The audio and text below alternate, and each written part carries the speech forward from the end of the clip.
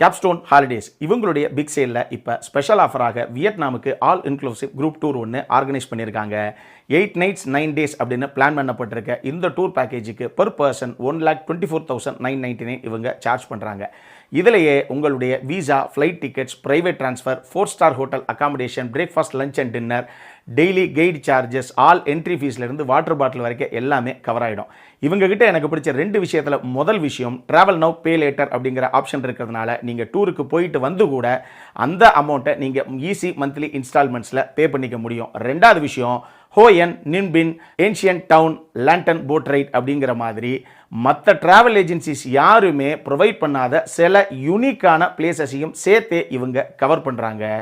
மேலே இருக்க நம்பருக்கு கால் பண்ணுங்கள். ஃபில்மி கிராஃப்ட் அப்படிங்கிற பேரை நீங்கள் ரெஃபர் பண்ணிங்கனாவே உங்களுக்கு 10,000 rupees ஃப்ளாட் டிஸ்கவுண்ட்டும் கிடைக்கும். அப்புறம் என்ன, ஃபேமிலியோட ஒரு இன்டர்நேஷ்னல் ட்ரிப், அதுவும் அஃபோர்டபுள் காஸ்ட்டில் போகணும் அப்படின்னு காத்துக்கிட்டு இருக்க நபரா நீங்கள் கேப்ஸ்டோன் ஹாலிடேஸுக்கு கால் பண்ணுங்கள். உங்களுடைய ட்ரீம் டெஸ்டினேஷனுக்கான டூர் பேக்கேஜை புக் பண்ணுங்கள். Hello viewers, welcome to filmi craft. நான் உங்கள் அருண். இந்த எபிசோடில் ஒரு மலையாளம் ஆக்ஷன் த்ரில்லர் படமாக நம்மூர் தியேட்டர்ஸ்லேயே வெளியாகிருக்கிற ரைஃபிள் கிளப் படம் எப்படி இருக்குது அப்படின்னு தான் இங்கே நம்ம பார்க்க போகிறோம். இந்த படத்தை பொறுத்தளவுக்கு ரைஃபிள் கிளப் அப்படின்னு சொல்லி ஒரு கிளப்பை ஒன்று காமிக்கிறாங்க. அது ஒரு மிகப்பெரிய குடும்பம். அந்த குடும்பத்தில் ஆண், பெண், வயசானவங்க அப்படின்னு எந்த ஒரு பேதமும் கிடையாது. அத்தனை பேருமே தரமான ஷூட்டர்ஸு. நீங்கள் அன்பாக அந்த வீட்டுக்குள்ளே காலை வச்சிங்க அப்படின்னா அனுசரணையாக சிரிச்ச முகத்தோட பார்த்துப்பாங்க. அடிதடி அப்படின்னு காலை வச்சிங்கன்னா கன்ஃபார்மாக பாடி தான் வெளியே வரும்.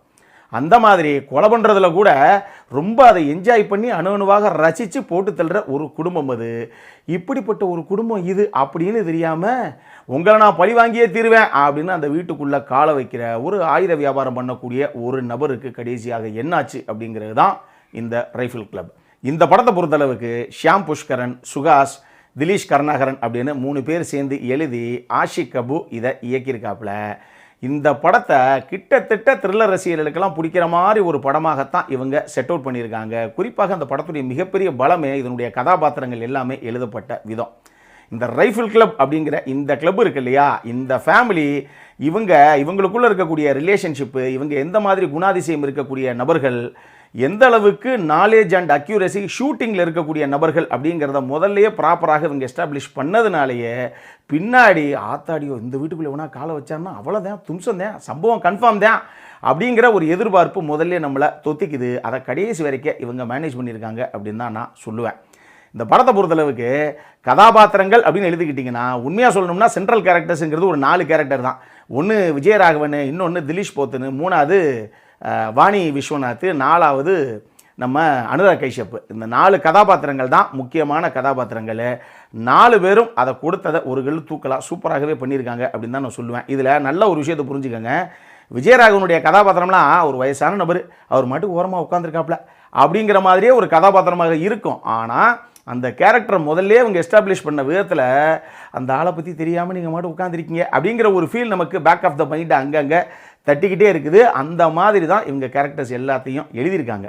இந்த 4 கேரக்டர்ஸ் போகவே ஈவன் ஹனுமன் கைண்ட் ஆகட்டும், தர்ஷனா ராஜேந்திரன் ஆகட்டும், உண்மையா பிரசாத் ஆகட்டும், சுரேஷ் கிருஷ்ணாவாகட்டும்னு சொல்லி இன்னமும் ஒரு சில கதாபாத்திரங்கள் அந்த முதல்ல சொன்ன 4 கதாபாத்திரங்கள் அளவுக்கு எழுதப்படலை அப்படின்னா கூட இவங்களுமே அவங்கவுங்க எடுத்துக்கிட்ட கதாபாத்திரத்தை நீட்டாகவே பண்ணியிருக்காங்க. ஏன் இந்த படத்தில் எழுதப்பட்ட கதாபாத்திரங்கள் அப்படிங்கிறத விட அதை ப்ளே பண்ண எல்லா ஆர்டிஸ்ட்டுமே அட்டகாசமாக கேரக்டர் புல் ஆஃப் பண்ணியிருக்காங்க ஸ்க்ரீனில்.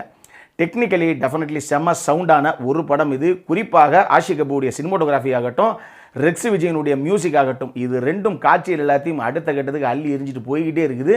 வேறு லெவலுக்கு மாசாக பல சீக்வன்ஸை, ஒரு சாதாரண சீக்வன்ஸை எப்படி மாசாக மாற்றுறது அப்படிங்கிற மேஜிக் அவங்க 2 பேரும் அட்டகாசமாக பண்ணியிருக்காங்க.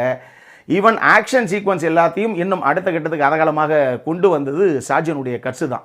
அவரும் அதை ரொம்ப அழகாகவே பண்ணியிருந்தார், அவர் சைடில் இருந்து கொடுக்க வேண்டிய அந்த கான்ட்ரிபியூஷனை. இது போக இந்த படம் கிட்டத்தட்ட ஒரு பிளாக் காமெடி ஆக்ஷன் த்ரில்லர் தான்.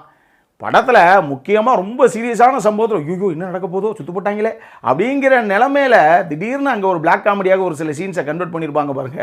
அதுலேயும் செக்ரட்டரி அவரன் ஸ்பீக்கிங் அப்படிங்கிறது மொத்த தியேட்டர் தெரிக்கும். அந்த மாதிரி ஒரு சம்பவம். அது ஏன் சொல்கிறேன் அப்படிங்கிறது நீங்கள் தியேட்டரில் பார்த்தா தான் தெரியும். இந்த படம் சீரியஸ்லி ஒரு தியேட்டர் மெட்டீரியல் தான். அந்த மாதிரி ஒரு படம் தான் இது. தியேட்டர்ஸில் பார்க்கும்போது இன்னுமே நம்மளால் கொஞ்சம் பெட்டராக என்ஜாய் பண்ண முடியும் அப்படின்னு தான் நான் சொல்லுவேன். சரி, இது எல்லாம் ஒரு பக்கம் இருக்கட்டும். பாக போக படமாக இது அப்படின்னு கேட்டிங்கன்னா எனக்கு பர்சனலாக முதல்ல ஃபர்ஸ்ட் ஹாஃபில் முதல்ல ஒரு பாட்டு ஒன்று வைக்கப்பட்டிருக்கு. அதாவது 90களில் தான் கதைக்களம் நடக்குது. அதனால அந்த டைமில் இப்படி ஒரு சம்பவம் நடக்குதுங்க, இப்படி ஒரு குடும்பம் இருக்குது, இப்படி ஒரு பார்ட்டி ஒன்று ஆர்கனைஸ் பண்ணியிருக்காங்கன்னு எல்லாத்தையும் அவங்க ஜஸ்டிஃபை பண்ணுறதுக்காக ஒரு டிஸ்கோ டான்ஸ் ஆடுற மாதிரி ஒரு பாட்டு ஒன்று வச்சுருக்காங்க. அந்த பாட்டு தேவையே இல்லையோ அப்படிங்கிற மாதிரி தான் எனக்கு தோணுச்சு. படத்தில் கதைக்களத்தையும் கதாபாத்திரத்தையும் ஃபர்ஸ்ட் ஹாஃபில் எஸ்டாப்ளிஷ் பண்ணுறதுக்கே கொஞ்சம் டைம் எடுத்துக்கிட்டு கொஞ்சம் லேக்கிங்காகத்தான் போதும், இன்னும் கொஞ்சம் கிறிஸ்பாக ஏதாவது பண்ணியிருக்கலாங்க அப்படிங்கிற மாதிரி எனக்கு ஒரு ஃபீல் ஒன்று வந்துச்சு. அதே மாதிரி படத்தை முடிக்கும்போது அந்த டுவார்ட்ஸ் அ கிளைமேக்ஸில் நமக்கு மலையாள படமான வரதனாகட்டும், ஒரு இங்கிலீஷ் படமான ரிவெஞ்ச் படமாகட்டும், இந்த மாதிரி படங்களுடைய அந்த சாயலில் அந்த கிளைமேக்ஸ் சித்தரிக்கப்பட்டிருந்தா கூட அந்த 2 படங்கள் அளவுக்கு இன்னும் எஃபெக்டிவாகவே கூட இந்த படத்துடைய கிளைமேக்ஸை வச்சிருக்கலாமோ, இன்னமும் வேற லெவலில் கொண்டு போயிருக்கலாமோ அப்படிங்கிற மாதிரி எனக்கு ஒரு ஃபீலு. கிளைமேக்ஸை கொஞ்சம் ஸ்ட்ரெச் பண்ணி தான் விட்டுருச்சு இந்த டீமு. அதே மாதிரி இந்த படம் ப்ரிடிக்டபிளான ஒரு ஸ்டோரி தான் பாஸ். இவ்வளோ ஒரு ஹைப் நான் கொடுத்துருக்கேன்ல, நான் சொல்கிறேன் அந்த ஃபேமிலி எப்படின்னு. அப்போ இதுலேருந்து நமக்கு என்ன தெரியுது, இந்த ஃபேமிலியை ஈஸியாக வேணால் போட்டு திருட்டு அசால்ட்டை ஜெயிச்சிட்டு போயிடுவாங்க அப்படின்னு நம்ம நம்புவோமா? நம்மளுடைய எதிர்பார்ப்பு என்னவாக இருக்கும், ஏன்டா டேய் அந்த குடும்பத்தை பற்றி தெரியாமல் என்னடா அங்கே வந்து விளாண்டுக்கிட்டு இருக்கீங்க அப்படிங்கிற ஒரு ஃபீல் தான் இருக்கும். அப்போ கிளைமேக்ஸ் என்னவாக இருக்கும் அப்படிங்கிறது நமக்கு டிஃபால்ட்டாக புரியும் இல்லையா?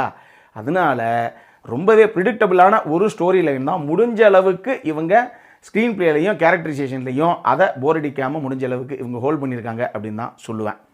மொத்தமாக இந்த ரைஃபிள் கிளப் எப்படி இருக்குது அப்படின்னு கேட்டிங்கன்னா, டெஃபினட்டாக ஒரு டீசெண்டான வாட்ச். என்னை பொறுத்தளவுக்கு டெஃபினட்டாக ஒரு ஒர்த்து வாட்ச் தான். இவங்க ஸ்க்ரீன் பிளேயில் ஒரு சில இடங்கள் கொஞ்சம் ஆன் அண்ட் ஆஃபாக கோட்டை விட்டுட்டாங்க. பட் இருந்தாலும் மொத்த படமாக பார்க்கும்போது டெஃபினட்டாக ஒரு தடவை பார்க்கலாங்க, நல்லா தான் இருந்துச்சு அப்படிங்கிற ஒரு ஃபீலை தான் இந்த படம் எனக்கு கொடுத்துச்சு. ஸோ பார்க்கணுங்கிறவங்க தாராளமாக ஒரு தடவை பார்க்கலாம், அதிலலாம் சந்தேகமே தேவையில்லை. அடல்கானடை பொறுத்தளவுக்கு இந்த படம் யூ சர்டிஃபைட் அப்படின்னு கொடுத்துருக்கு, வாய்ப்பே கிடையாது. இதில் ஒரு லிப்லாக் ஒன்று இருக்குது, சராமாரியாக சுட்டு தள்ளுற காட்சி அமைப்புகள் படத்துடைய செகண்ட் ஹாஃபெல்லாம் முழுக்க இருக்குது. அதனால் இந்த படமெல்லாம் என்கிட்ட கேட்டிங்கன்னா UA 16+ தான் மினிமம். அந்த மாதிரி ஒரு படம் தான் இது. அதை மைண்டில் வச்சுக்கிட்டு, குழந்தைகளுக்கு இந்த படம் தேவையே இல்லை, அதை மைண்டில் வச்சுட்டு நீங்கள் ஒரு காலை எடுங்க. இந்த படம் நம்மூர் தியேட்டர்ஸில் மலையாளத்திலேயே இங்கிலீஷ் சப்டைட்டில்ஸோட அவைலபிளாக இருக்குது. அப்புறம் என்ன, இதே மாதிரி இன்னொரு வீடியோவோட அடுத்த முறை உங்களை சந்திக்கிற வரைக்கும் இட்ஸ் அருண் சைனிங் ஆஃப்.